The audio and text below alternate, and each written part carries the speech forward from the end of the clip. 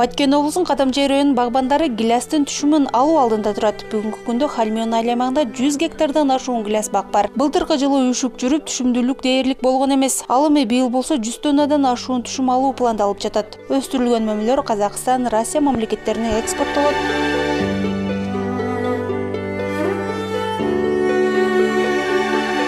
Акимбаевдардын үй бүлөсү 30 сотук жер аянтына 11 жыл мурун гилястын 5 түрүн олтургузган.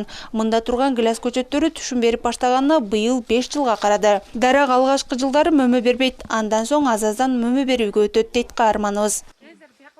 Биз бул гилястарды жылга 4-5 жолу дарылайбыз. Удобренияларды багада беребиз.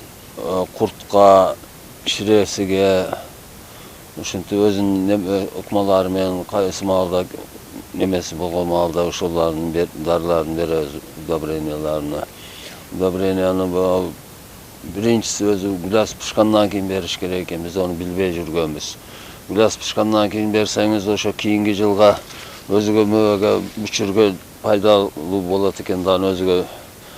Короосунда 200 түп гиляс дарагы бар. Бул жылы 5-жылдын түшүмүн жыйноо алдында турат. Дарактарда өзү багында суу коюу, даракты эрте жаз келери менен бутоо өзгөчө мааниге ээ. Астыга удобрение башталат. 4 күн жүрөбүз. Ушул убакыт ичинде 4 адам иштейбиз. Кийин обрезкасын күткөндөн кийин үйгө отун катары тиречилик алып кетебиз, иштетебиз үйдө. Пышканда кардарлар келет. Ар кандай кардарлар келет, бир кылса өздөрү ашарчылар менен келет. Бир кылар үзү бергиле деп келет. Үзү бергиле дегендерге ушу эттен өзүбүздүн айылдан ашарчылар чакырабыз. Күнүгө 5 сомдон 3 күн, 4 күн иш болот. Кызарып, ийилип бышып турган мөмөлөргө куштар да кол салат. Мөмөлөрдү ала кушка чокутпай кароо үчүн дайым бир киши убара болуп мындагы жерде күн өткөрөт. Болжолдуу түрдө бир 100 тоннанын төгөрөгүдө мен болжолдосом керек баягы гилясты. Негизинен Россия Федерациясыга, Бишкек шаарына, Казакстанга жылда фурада ишкерлер фурага жүктөп чыгарышат. Бардыгы эле мөмө жемиштерди. Негизинен гиляс биринчи башталат, анан шабдалы, анан күзгө барганда жүзүм.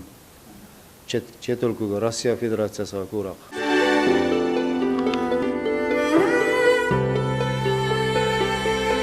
Баткен облусунун жашоочуларынын басымдуу бөлүгү дыйканчылык, багбанчылык менен оокат кылышат. Облус аймагында 1570 гектар жер аянтта гиляс бак бар. Ал эми жыл сайын 5000 тонна гиляс өстүрүлүп экспорттолот. Алтынай Мырзадолат кызы, Салам медиасы.